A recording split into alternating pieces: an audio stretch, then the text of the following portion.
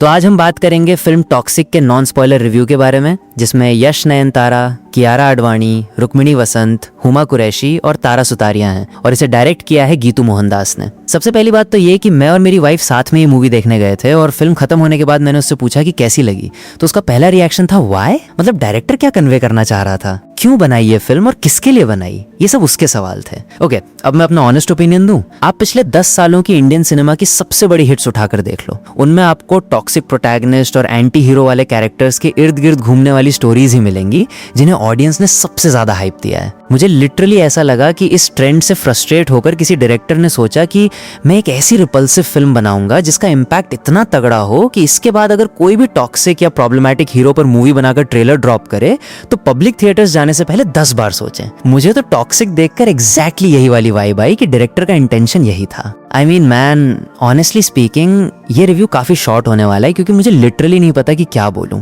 मैं हमेशा अपना पॉइंट ऑफ व्यू शेयर करता हूं कि मुझे मूवी अच्छी लगी या नहीं, मैं कौन होता हूं किसी चीज को गुड या बैड का टैग देने वाला। लेकिन अगर मैं अपना सच बताऊं तो मुझे ये मूवी बिल्कुल भी पसंद नहीं आई। इस पूरी फिल्म में मुझे सिर्फ एक ही चीज सॉर्टेड लगी और वो थे कियारा आडवाणी और यश के बीच के सीन्स। और bro let me tell you, Kiara Advani seriously एक बहुत ही सॉलिड एक्ट्रेस हैं। मतलब इस मूवी की जैसी डार्क टोन है ना, उसमें उनकी परफॉर्मेंस की हर एक बीट एकदम परफेक्टली लैंड करती है। उनके कैरेक्टर आर्क में भले ही आपको क्लैरिटी दिखे या ना दिखे वो अलग बात है, लेकिन जिस तरीके से उन्होंने स्क्रीन प्रेजेंस दी है और परफॉर्म किया है वो माइंड ब्लोइंग है। सच कहूं तो ऐसा लगता है जैसे डायरेक्टर ने भी सिर्फ उसी पर्टिकुलर पार्ट को बहुत ही इंटरेस्टिंग और केयरफुली क्राफ्ट किया है। इसीलिए यश और कियारा वाले सीन्स फिल्म में एकदम टॉप नॉच लगते हैं। मैं इस मूवी के बारे में इससे ज्यादा और कोई बड़े पॉजिटिव पॉइंट्स नहीं गिना सकता। ज्यादा से ज्यादा यही कहूंगा कि सिनेमेटोग्राफी अच्छी है और प्रोडक्शन डिजाइन भी बढ़िया है। हालांकि उन्होंने कुछ अलग अलग टाइमलाइंस दिखाई हैं, लेकिन ओवरऑल प्रोडक्शन डिजाइन डिसेंट था। मतलब यार बजट काफी तगड़ा उड़ाया है और वो पैसा स्क्रीन पर साफ साफ रिफ्लेक्ट भी करता है। लेकिन उन सब के अलावा कोई भी कैरेक्टर आपके दिमाग में रजिस्टर ही नहीं होता और ना ही किसी का मोटिवेशन समझ आता है। अगर फर्स्ट हाफ की बात करूं तो शुरू के 30 मिनट हटा दो, बस प्री इंटरवल से लेकर इंटरवल तक का जो पार्ट है कम से कम वो थोड़ा बहुत वॉचेबल था। लेकिन भाई सेकेंड हाफ में तो मेरे सब कुछ सिर के ऊपर से गया कि आखिर चल क्या रहा है और क्यों चल रहा है। सब कुछ इतना ज्यादा रैंडम फील हो रहा था। रही बात क्लाइमैक्स की, तो जैसा मैंने पहले उन ब्लॉकबस्टर मूवीज का एग्जाम्पल दिया था ना, वो मैंने ऐसे ही हवा में नहीं बोला था। इस मूवी में आपको उन फिल्मों के एकदम क्लियर कट रेफरेंसेस मिलेंगे। मतलब जो चीजें पब्लिक को उन फिल्मों में पसंद आई थी, अगर उनको बिगाड़ कर पेश किया जाए तो कैसा लगेगा, बस वही सब स्क्रीन पर थोप दिया गया है। आई मीन उसकी प्रेजेंटेशन बिल्कुल वैसी ही थी। तो मेरे पास इस पर और ज्यादा बड़ा रिव्यू देने के लिए कुछ है नहीं। जैसा मैंने कहा, सिनेमेटोग्राफी अच्छी है। परफॉर्मेंस की बात करूं तो नयनतारा को बिल्कुल अंडर यूज किया गया है, यश की एक्टिंग काफी सॉलिड थी और कियारा आडवाणी तो इस फिल्म की प्रॉपर हाईलाइट है। फिल्म की एडिटिंग काफी खराब थी और एक्शन सीन्स बस ओके ओके थे। अब इस टाइप की मूवी को आप कैसे भी देख लो, ऑनेस्टली ये भी एक गैंगस्टर फिल्म ही है। तो यार कम से कम एक्शन तो गजब का होना चाहिए था ना, लेकिन इसमें एक्शन के नाम पर भी कुछ खास नहीं है। हाँ, कुछ एलिवेशन सीन्स जरूर हैं, जैसे केजीएफ में यश इंग्लिश वाले वन लाइनर्स मारते थे और वो वहाँ क्यों वर्क करते थे, क्योंकि वहाँ प्रॉपर बिल्डअप और परफेक्ट टाइमिंग के साथ डायलॉग डिलीवरी होती थी जिससे हमें गूज़बम्प्स आते थे। पर भाई इसमें ऐसा कुछ भी नहीं है, एकदम रैंडम वन लाइनर्स आते हैं और बैकग्राउंड में कुछ भी अजीब सा चलता रहता है। और मेरी तरफ से आपके लिए एक छोटी सी एडवाइस है, इसे भूल से भी तेलुगु वर्जन में मत देखना, सच में बहुत इरिटेट हो जाओगे।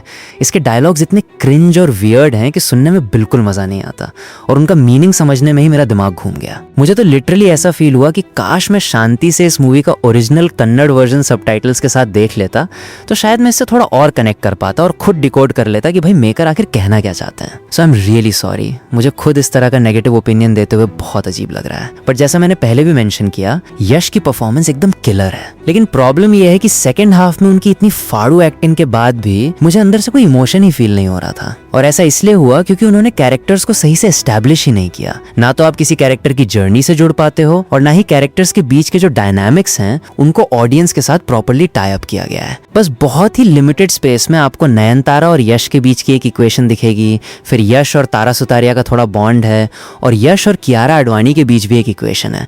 और सबसे फनी बात यह है कि ये सारे पोर्शंस मुश्किल से बस 1 घंटे के अंदर अंदर खत्म भी हो जाते हैं। मैंने अभी थोड़ी देर पहले कहा था ना कि अगर फर्स्ट हाफ के शुरुआती 30 मिनट को इग्नोर कर दो तो उसके बाद का 1 घंटा मूवी थोड़ी बहुत बेरेबल लगती है और उसका पूरा क्रेडिट सिर्फ और सिर्फ कियारा आडवाणी को जाता है। यार वो लिटरली $1,000,000 की तरह स्टनिंग लग रही थी और उन्होंने एकदम प्रॉपर स्टार की तरह परफॉर्म किया है। और हाँ, ऐसा भी नहीं है कि डायरेक्टर ने हवा में कोई रैंडम स्क्रिप्ट लिखकर फिल्म बना डाली हो। इस मूवी में काफ़ी डीप थीम्स को टच किया गया है, जैसे ट्रॉमा, ग्रीफ, गिल्ट और पेरेंटिंग। लेकिन यार ऑडियंस को स्क्रीन से चिपकाए रखने के लिए कोई सॉलिड हुक तो चाहिए ना। एक बार आप वो हुक दे दो और ऑडियंस आपके नैरेटिव में इन्वॉल्व हो जाए, उसके बाद आप इन थीम्स को एक्सप्लोर करो तो पब्लिक भी इमोशनली कनेक्ट कर पाती है। बट अनफॉर्चुनेटली इसका नैरेटिव इतना मेस्ड अप है कि कहीं भी भागता रहता है और कुछ भी अजीब सा चलता रहता है। इसलिए ऑनेस्टली स्पीकिंग इनमें से कोई भी थीम आपके दिमाग में रजिस्टर ही नहीं हो पाती। अब अगर मेरी बातें सुनकर आपके अंदर की क्यूरोसिटी जाग गई है कि भाई ये बंदा इतनी बुराई क्यों कर रहा है, और आप इसे थिएटर्स में देखने का प्लान बना रहे हो, तो मेरी एडवाइस यही है कि इसमें आपको कोई प्रोग्रेस या प्रॉपर नैरेटिव देखने को नहीं मिलेगा। लेकिन अगर आप ये सोचकर जा रहे हो कि मैं तो यश का डाई हार्ड फैन हूँ, या मुझे बस कियारा की एक्टिंग एंजॉय करनी है, या मैं नयनतारा के लिए जा रहा हूँ, और आप बस रिलैक्स होकर चिल करते हुए स्क्रीन का विजुअल ट्रीट लेना चाहते हो, मतलब अगर आपको बस बड़े सेट्स, मस्त कैमरा वर्क और ग्रैंड फ्रेम्स देखने का शौक है, तो फिर आप डेफिनेटली इसे ट्राई दे सकते हो। So that's the review guys. अगर आपने ये मूवी देख ली है तो आपको कैसी लगी नीचे कमेंट्स में अपना ओपिनियन जरूर ड्रॉप करना, और अगर आपको हमारा ये रिव्यू पसंद आया हो तो प्लीज चैनल को सब्सक्राइब मार देना।